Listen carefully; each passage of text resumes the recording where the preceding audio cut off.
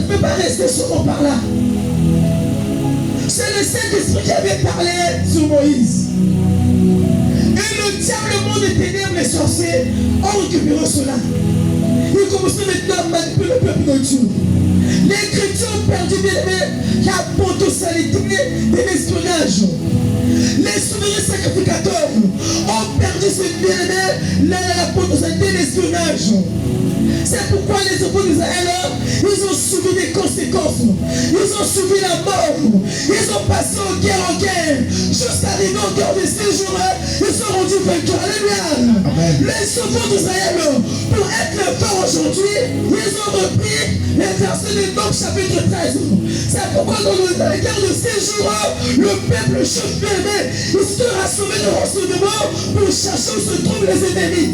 Quand ils ont rentré de renseignements, le peuple de Dieu, ils ont vaincu les ténèbres, ils ont vaincu les Palestiniens, ils ont chassé les ennemis, ils ont récupéré leur territoire. C'est pourquoi ce matin, je déclare dans ta vie, toi qui m'entends maintenant, toi qui m'en suis maintenant, toi qui as perdu la potentialité de ta richesse, parce qu'à cause de la négligence des ennemis, on va être ton territoire. Mais dans ce mois de l'espionnage, le Saint-Esprit va te donner la capacité, la potentialité de te lever, de détruire, d'amener tous tes ennemis, et c'est toi recevoir. Sois comme le Seigneur Jésus. Alléluia. Amen. Après les temps passés aussi, les enfants d'Israël ont perdu encore cette potentialité de l'espionnage. Ils étaient détruits bien-aimés en première et deuxième guerre mondiale. Leur vie était détruite.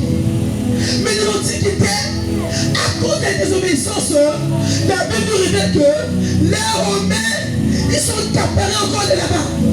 Les Romains ont quitté l'Europe. Ils sont partis là-bas en Israël. Ils sont assiégés, même en temps de Jésus. Le peuple souffrait parce qu'ils avaient oublié la méthode de l'espionnage. Les ennemis sont venus dans son pays. Le véritable Dieu, le Tout-Puissant, il a choisi un homme qui s'appelle Jésus-Christ de Nazareth. Le véritable espionnage, il a envoyé sur la terre. Il commençait à passer sur la terre. Quand j'étais en prière, le Saint-Esprit m'a dit que Jésus-Christ est le véritable l'espion de tous les temps. Jésus-Christ était venu autour de Hérode pour espionner tous les secrets que les Romains avaient reçus d'Israël. Le Saint-Esprit m'a dit encore, quand Jésus-Christ était venu, au moment du roi Hérode, il y avait des secrets cachés, il y avait des secrets de la Bible cachés, il y avait des secrets du nom de Moïse cachés, la marche de les Romains. Quand Jésus-Christ est venu, il commençait à dévoiler ses mystères, il commençait à parler ces choses, il commençait à révéler ces choses. Jésus-Christ, c'est le véritable espionnage. Quand tu es venu, il y avait une sagesse puissante que le Romain ne peut pas contenir. Alléluia. Et quand il est devenu sur la terre, quand il rentrait dans le temps pour prêcher la parole, la Bible déclare que les souverains sacrificateurs, ils étaient étonnés de voir son intelligence réclamante. Pourquoi? Parce que l'intelligence de Jésus-Christ était révélée par l'espionnage.